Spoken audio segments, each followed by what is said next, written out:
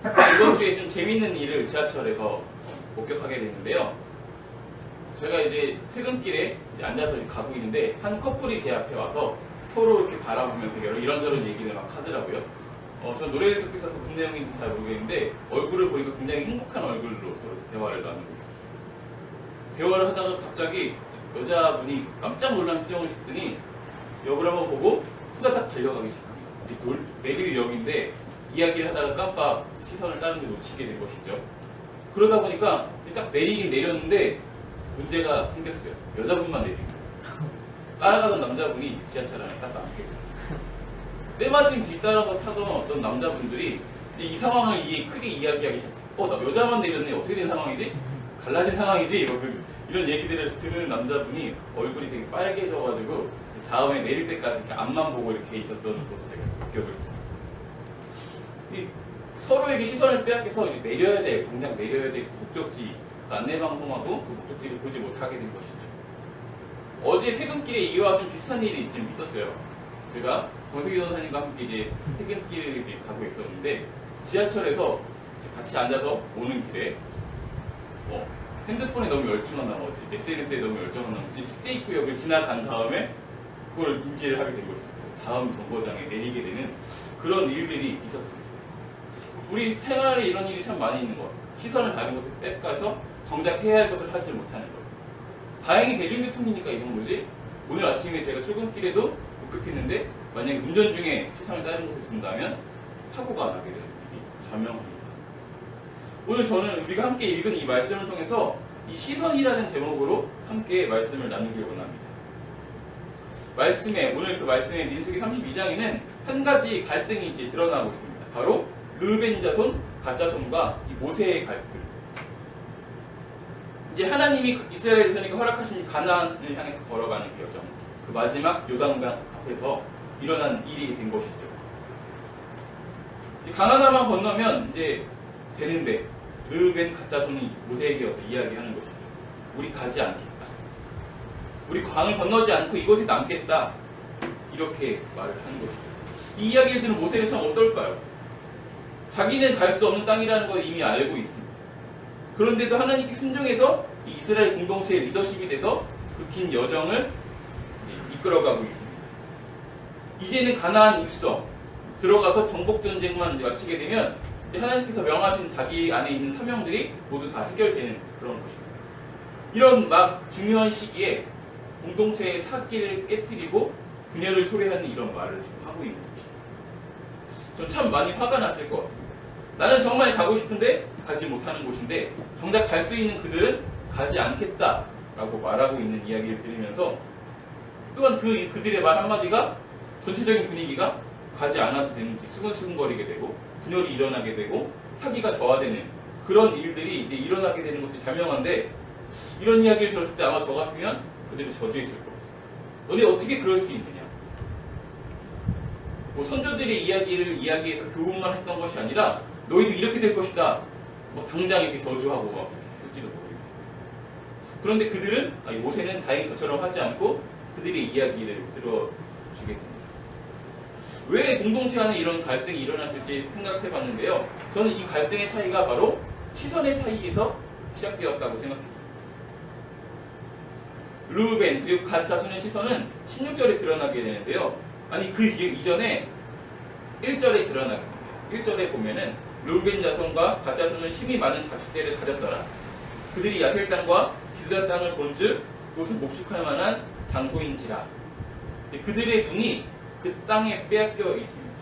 그들의 가축, 그들의 재산을 지키고 싶고 이제 광야의 생활에서 안정된 생활을 찾고 싶어 하는 그런 욕구들이 아마 있었을 것입니다. 그래서 하나님께서 자기 자신들에게 약속하신 그 적과 꿀이 흐르는 땅, 그 땅이 어떻게 생겼는지는 관심이 없어요. 지금 내 눈앞에 보이는 정말 이 약복강이 흐르고 목축하기 정말 좋은 이 길르앗과 이런 야셀 이 땅을 차지하고 싶은 것이죠. 눈앞에 보이는 이곳을 소유하고 싶다 보니까 더 이상 그리고 하나님이 말씀하신 그 땅이, 그 약속들이 눈에 드러나지 않게 되는 것이죠. 어쩌면 그들에게 이 땅이 먹은 빚도 하고 구한 빚도 해서 탐스럽게 보였을지 모르겠습니다. 마치 아담과 하와가 선악과를 보듯이 그래서 그들은 이 땅을 소유하기를 결정하고 소유하기 위해서 이스라엘 공동체 그리고 모세를 설득하기 시작합니다. 이미 시선은 빼앗겼고 자기와 하나님이 이곳에서 우리를 보내신 그 목적은 잊은 지 오래입니다. 가축과 아이들을 위해서 우리와 성읍을 짓게 해준다면 우리가 무장하고 앞서서 싸울 것이고 가나안 땅에 대한 기업을 포기하겠다. 이렇게 그들이 이스라엘 자손과 모세를 설득하기 시작합니다. 그러면서 아주 그럴듯한 핑계를 댑니다. 이 땅에 원주민이 있다. 우리 아이들이 위험하기 때문에 그들을 지킬 만한 견고한 성읍들이 필요하다. 얼마나 되게 타당합니까? 기동력이 떨어지는 그 어린 아이들과 재산들, 좀 약한 사람들은 이곳을 남겨두고 자신들만 무장해서 전쟁에 참여하겠다. 누구보다 앞장서서 싸우겠다. 참 들었을 때 굉장히 합리적으로 들립니다. 하지만 이들이 한 가지 간과하고 있는 것은 이 가나안으로 향하는 이 모든 여정 가운데 자신들과 함께하고 모든 전쟁에서 자신들에게 승리를 허락하시고 지금까지 나를 지키고 있는 그 하나님을 잊어버렸다는 것이죠. 그리고 이제는 스스로의 힘으로 스스로 만든 그 성읍들로서 자신들을 지켜보려고 하고 있다는 것입니다. 반면에 이 모세의 시선은 하나님께 분명하게 맞춰져 있습니다. 이 두 지파 자손들이 한 이야기를 듣고 대답하는 모세의 이야기들이 20절에서 24절에 나타나 있는데요. 이 4절의 성경 구절 안에 여호와라는 말이 무려 7번 등장하고 있습니다.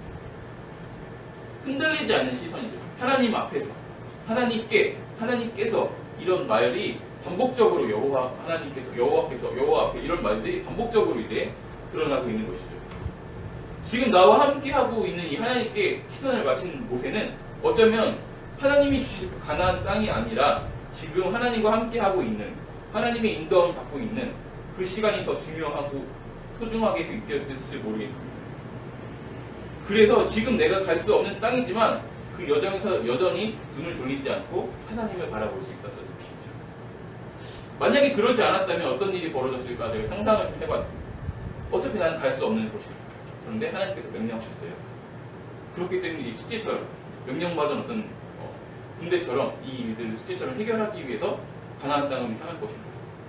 그 와중에 시선이 다른 곳에 돌리겠죠. 왜냐하면 나는 가지 못할 땅이기 때문에 저들을 안내해주고 내가 노후를 안전하게 보낼 만한 땅이 어디 있을까 시선을 주게 되고, 만약에 자기가 권력이 있기 때문에 이스라엘 자손들을 자기 사적인 어떤 용도로 마치 지금 오늘 두 지파처럼 자기를 위한 성읍을 짓고 자기가 편히 쉴 수 있는 곳을 짓고 그러고 이동하자고 이렇게 요구를 했을 수도 있습니다.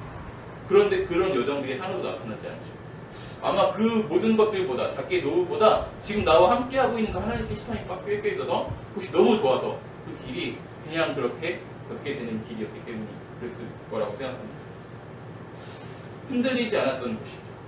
그리고 여호와 하나님 그의 말씀 가운데 시선을 맞췄던 것이죠. 또한 그의 시선은 하나님뿐만 아니라 연약한 어린 아이들에게 있었습니다. 이 두 지파는 16절에 우리 가축, 우리의 사유재산을 먼저 이야기하면서 그것을 위한 우리를 지어야 한다고 이야기하지만 모세는 반면에 24절에 너희 어린 아이들을 위해서 성읍을 지으라고 먼저 순서를 바꿔서 이야기를 하고 있는 것이죠.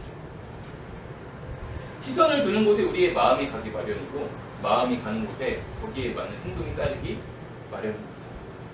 모든 이스라엘 공동체 안에서 일어난 이 갈등은 사실 우리를 돌아봤을 때 매일 우리 삶 가운데 우리 안에서 일어나는 그런 갈등들입니다.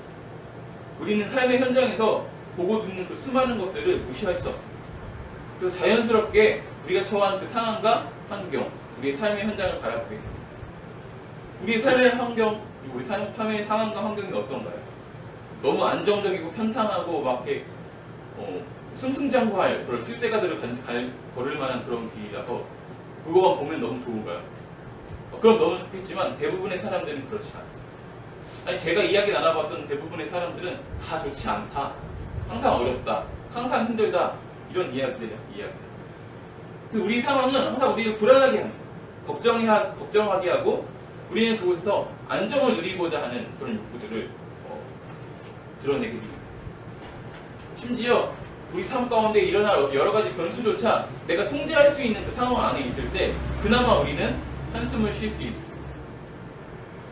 그래서 우리는 어쩌면은 우리가 스스로 만든 그 우리가 스스로 만든 그 성읍들 안에 갇혀서 우리 시선이 점점 좁아지고 우리의 가족들도 눈에 들어오지 않고 나만 들어오게 되고, 그래서 갈등이 일어나게 되고, 어쩌면 그 안에 스스로 갇혀서 지옥과 같은 삶을 살고 있을지도 모르겠습니다. 그런 우리에게 하나님은 오늘 우리에게 은혜를 주십니다. 바로 오늘이라는 새로운 창조, 그리고 새로운 역사가 우리에게 주어지는 것이죠. 그리고 항상 우리를 찾아오고 우리를 기다리고 계시는 바입니다. 도저히 빠져나올 수 없을 것 같은 우리 삶의 어려움, 버거움, 그 난관들, 수랑과 같은 그 삶의 무게가 있다면 우리는 이제는 고개를 들어서 하나님을 바라봐야 합니다. 그때 우리는 길 되시고 진리 되시고 생명 되시는 예수 그리스도를 만날 수 있을 것입니다. 그렇게 우리 시선이 하나님을 향할 때 우리는 그때서야 평안을 느낄 수 있습니다.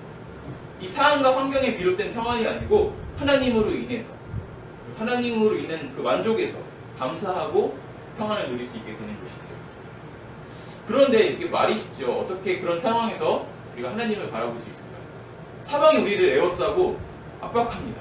당장이라도 무슨 결정을 내리지 않으면 당장 오늘 무슨 일이 생길 것 같은 그런 시간조차 우리를 허락하지 않는 그런 시간 속에서 어떻게 우리가 하나님을 바라볼 수 있을까? 어떻게 하면 모세처럼 하나님 앞에서 이렇게 살아갈 수 있을까? 우리가 고민해봐야 할 것 같습니다. 제가 고민하기로는 굉장히 단순했습니다. 바로 하나님과 관계 맺는 것입니다. 우리는 성령을 통해서 예수님이 주님이시며 하나님의 아들이시라고 고백할 수 있습니다. 그리고 예수님을 통해서 우리는 하나님께 나아갈 수 있습니다. 그리고 하나님을 만났을 때 비로소 우리는 안식을 누릴 수 있게 됩니다.